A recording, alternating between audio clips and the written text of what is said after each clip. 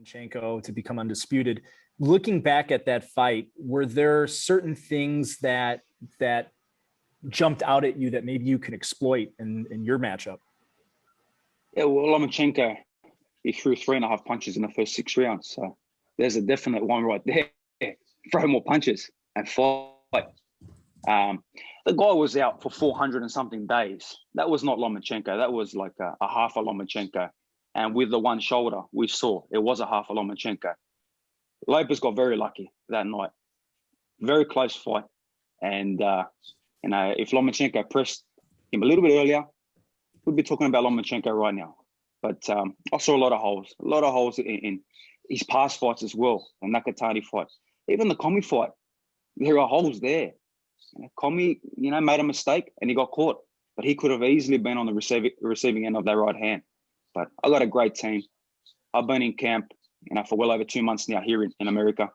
And I've been preparing. Like I said, I've been preparing for this fight mentally for 2 years. So kind of following up on that, calling him a Fugazi, if you can kind of elaborate on that and kind of, you also mentioned the fight against Commey. Do you think that he's benefited from his power, that his power has bailed him out? Is that kind of what you're seeing, or what is it that you're seing?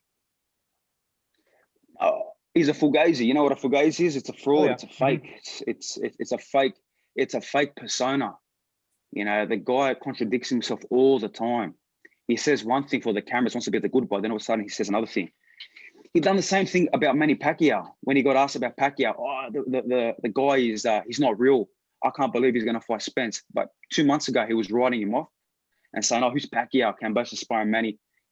Big deal. We'll bash Manny Pacquiao." So he's a fraud. He's a fake. What you see with me is real. What you get is real. The way I talk to the person next to me is the way I'm going to talk to the media. Is the way I present myself in the ring. There's no bullshit with me. But with him, there's always these different characters, what you're going to get. So I just see him as a fake. And, like we saw, I'm going to benefit from a lot of his performance. I've seen the mistakes. The Nakatani fight, so many holes. And we talk about the power. Power against who? All right, he caught Commey with a good shot. But what power did he really show in the Lomachenko fight? What power did he show in the Nakatani fight? And yeah, he's showing power against C-level guys. It's a whole different breed. Hit me with your best shot. Let's see what happens. But when I come back on your ass, then we'll see how you feel. Thank you for the clarification and best of luck. No problem. Thank you. Nice shirt, George. I'm pretty sure that's a shot to Teofimo Lopez, who was born in Brooklyn.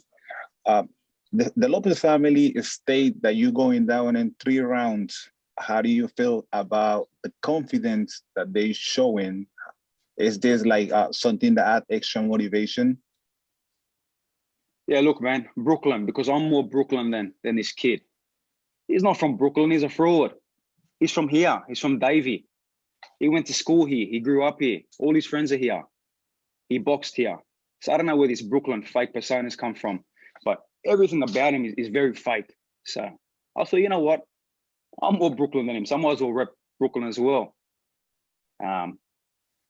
Whatever they're saying, 3 rounds, 4 rounds, whatever they're saying, they better hope it's 3 rounds because he's a 3-round fighter. When it comes after 3 rounds and I'm still there and I'm laughing at him and I'm coming forward, then he's in big trouble. He's going to be in very deep waters.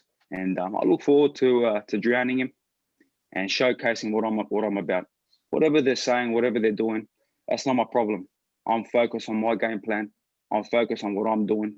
And I'm coming to win this fight. There's no doubt about it. All right. Next up is Michael Woods. Hey, George, Jerry, thanks for taking the question. I appreciate it. George, yeah, I detected a little snippet of a Brooklyn accent, I think. When you said something there, it sounded like you're from there. I'm actually in Park Slope, Brooklyn right now. So your shirt, I did see it, and I did note that. So thanks for the explanation on that one. George, I'm interested and curious on this. You seem to have an extra edge for this one. I know we're trying to promote the fight and such, but you do seem to have an extra edge. Will there be any danger of fighting, angry too passionate, too fired up to hurt this guy? Is that something you've talked about with your trainer? Like I said, we've got a great game plan. I'm cool, calm, collected. When I fight, it's tunnel vision. And whatever raw emotion comes, leading up, I come into that ring with no emotion. I'm ready to win this fight. We've got a great game plan. We've got a great team. And, that really has been no stone unturned. Like I said, I'm ready to fight right now. I've been ready to fight since we had the press conference when he wanted to do it the day after. No, let's do it. We'll do it right now. That's why when he stood up, I was ready to stand up and go right then. He's lucky I was holding that mic in my hand because I'll tell you, I was about to let loose a nice right hand. I'm excited. I'm excited for this fight, and I know what I'm going to do. I know what I possess, and I'll tell you now, I'm going to shock the world. The people that don't believe me, they're going to believe me straight after this fight because I will have all them beautiful belts around me, and I will be the undisputed champion of the world, no doubt about it. I love the passion, George. Looking forward to a great fight. Thank you. Next up, Nick Noonan. George, Nick again, obviously from FightHype.com. Have you seen so much, George? Obviously, you know your opponents backwards. Have you seen a lot change, obviously, about this kid that you refer to in Teofimo Lopez after Lomachenko? Like it was like he won the lottery and changed a lot. And what message have you got for his father, who's been quite vocal about you lately as well? I got a message for his dad. Fuck you. I don't care about his dad. His dad's a nobody. Never had a fight in his life. I mean, I don't really give a damn about his dad. And like at the press conference when he said something, I said, you're going to be a joke. You're going to be an embarrassment. The whole world sees him as an embarrassment anyway. Look at the comments when he says something. Look at social media. The guy's a laughing stock. So I don't really care about his dad. If he's got a problem, my dad's here too. So him and my dad can have a crack.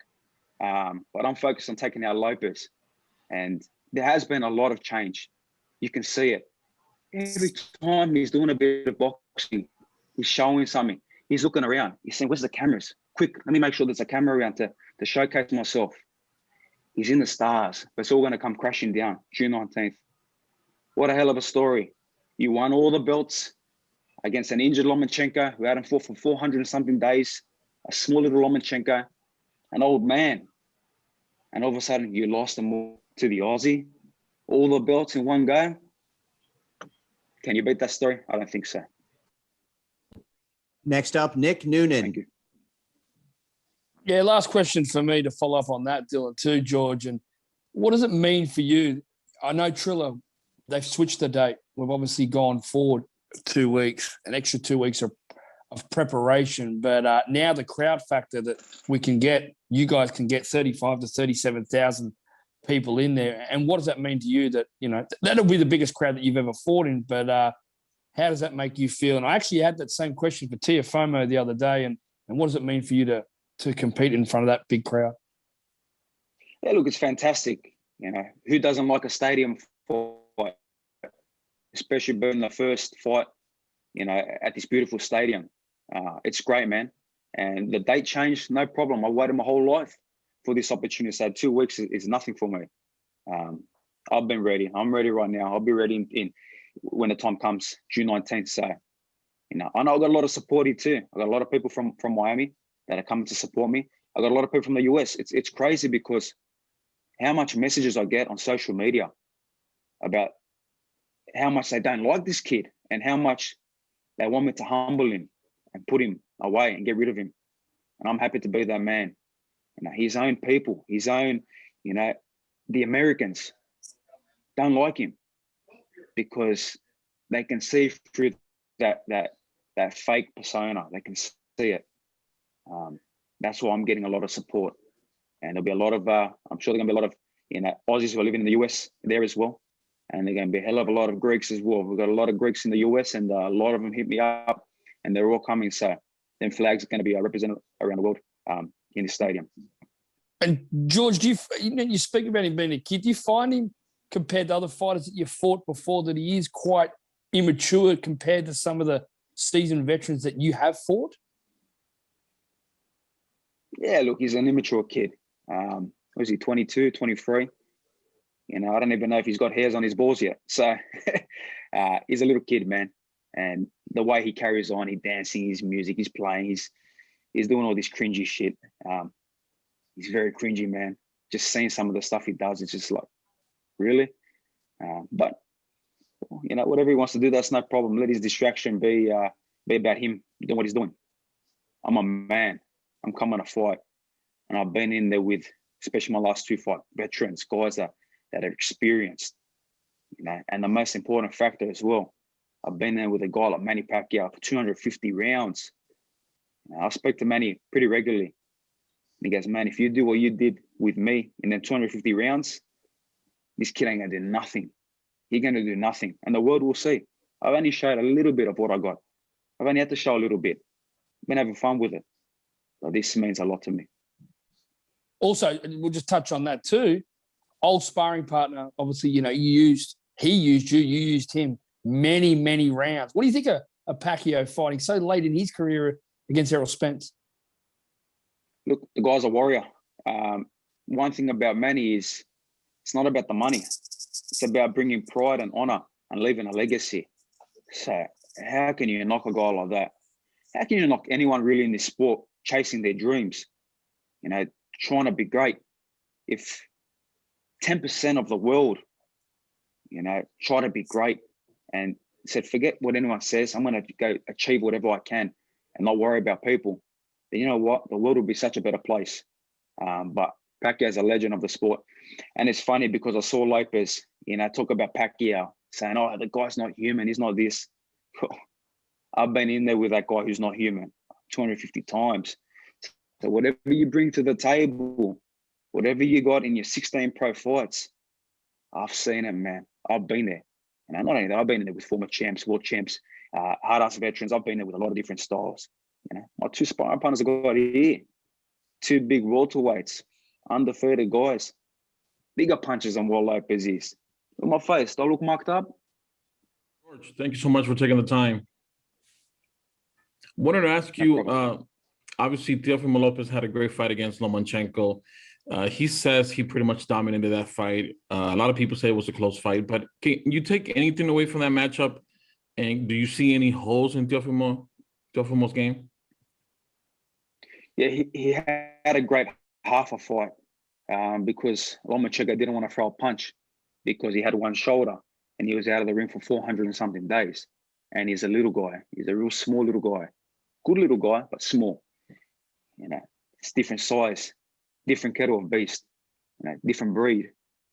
We saw the mistakes. As soon as Lomachenko started pressing the issue, started putting him back, that's all he did. He went in back lines.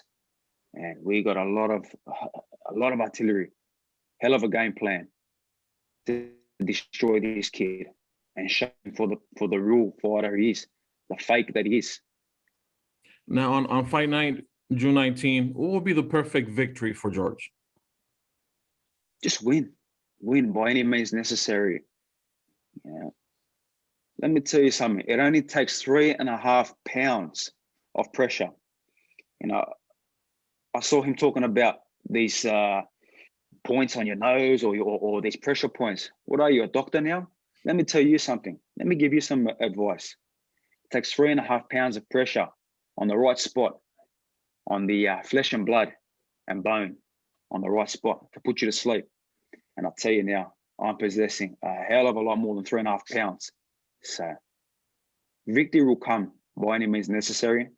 But when you talk a big game and you say certain things, Team Lopez, sometimes it comes to bite you in the ass. And I'm sure it will. Now, you guys gave us an exciting initial press conference. Are you expecting there to be fireworks all during fight week? Not only you, but now you mentioned your dad fighting his dad. Do you think we're going to see something we don't see on a typical fight week? Hey, look, I got some more people coming too. So if they want to kick off, let's kick off. We're fighters, so whatever way they want to do it. If they want to kick off, no problem. But we are tunnel vision. We are focused on June 19th. One vision, one focus. But we'll see. We'll see what happens fight week. Could be a lot of fun. And for me, fun is combat. I love conflict. Like we saw at the press conference. Conflict is second nature to me. And I've, not many people know. Well, some people will know, but I was bullied as a young kid. And this kid's a bully. He wants to stand on top of everyone. He wants to bully people. He wants to get up and take his shirt off and show himself, right, as the bully. But I've dealt with that in the past as a young kid. I've built my way up. And when the bully, when you go head to head with a bully and you put him back, then all of a sudden we see what happens.